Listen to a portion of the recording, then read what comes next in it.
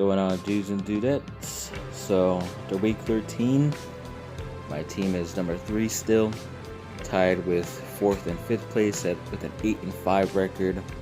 I believe I played the number 6 team, La Chancla, but I'm about more than 200 points ahead of them. So, as long as if I end up somehow losing that game, being tied with all these other guys, if that's, I should be able to get in points wise, but not looking at a loss, still looking for a W.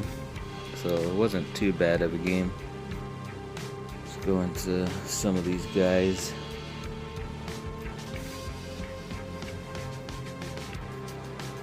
Of course, that works. Okay, so Cam Newton, he killed my Chargers. Wasn't even expecting it to be that high of points with him only throwing 69 passing yards, but he did have a touchdown throw and he had 2 rushing touchdowns, so that was good. I was worried about Keenan Allen just because of Stephon Gilmore of the Patriots, and I was proof correct. He got pretty much half his points. Michael Thomas did really well, almost close to what he was projected, even without a touchdown, which is good in my opinion. Nick Chubb struggled pretty much the whole game,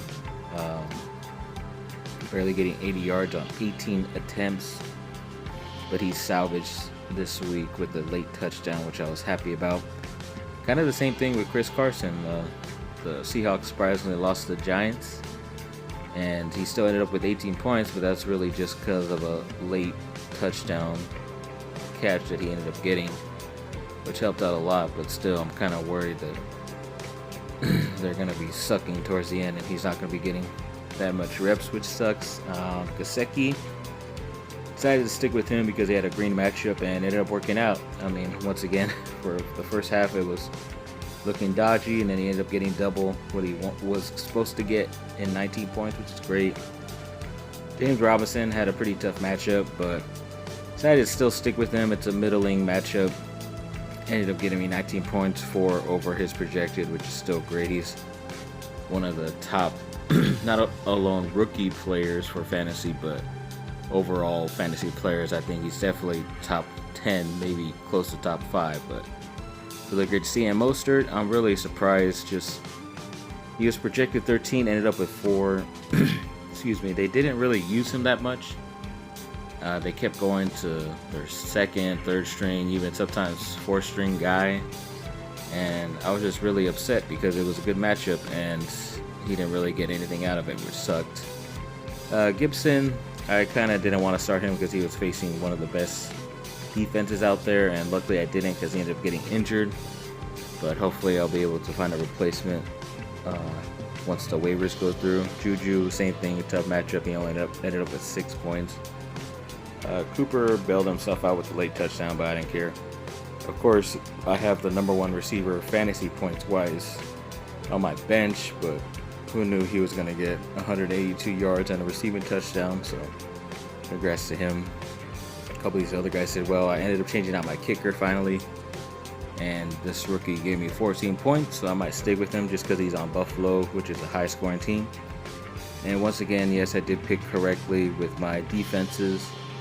It didn't look good for a bit with Los Angeles because they kept giving up scores, but luckily they had a pick 6, so that helped out a lot.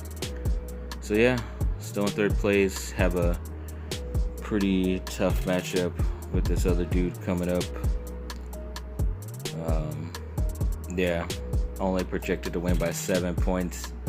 Probably going to be switching some people out, my quarterback, maybe another guy or 2, but yeah, overall his guys are projected high, which is pretty crazy to me. But let me go into the more in-depth breakdown of this stuff real quick.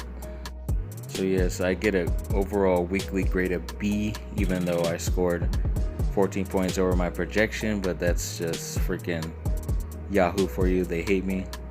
And yeah, pretty nice decisive victory, even though it lasted all the way until like just yesterday. So it's pretty crazy having to wait for that long. But like I was going to talk about, quarterback is finally up there again. Robinson is still the top percentage. Gesicki, the tight end, which is great numbers. Carson up there as well. I mean, this guy I played, he didn't even play like three positions on his team, and he still came pretty close to beating me, which is crazy, but you know, luckily I was still able to get the victory. I beat him by quarterbacks, killed him with running backs. He definitely got me in receivers because of Davante Adams. Got him at tight end. We were pretty even at the kickers, and he barely beat me with the defense. Says I had 7 of my 10 guys exceed projected lineups, which is good. Despite 5 of his 10 players scoring higher than the thing, they still lost. But like I said, he left like 2 or 3 guys in that didn't even play. So yeah, so not too bad. So yeah, definitely. I believe after this week is the playoffs. So I get La Chancla, who, as I mentioned, is in 6th place, but I want to beat these guys to make sure I got a spot in the playoffs. So yeah, it's definitely going to be a interesting week. Hopefully things start out good. I don't think I have anybody playing Thursday except the defense, so yeah, hopefully that starts off good for me, and we'll see how this goes. Thank you.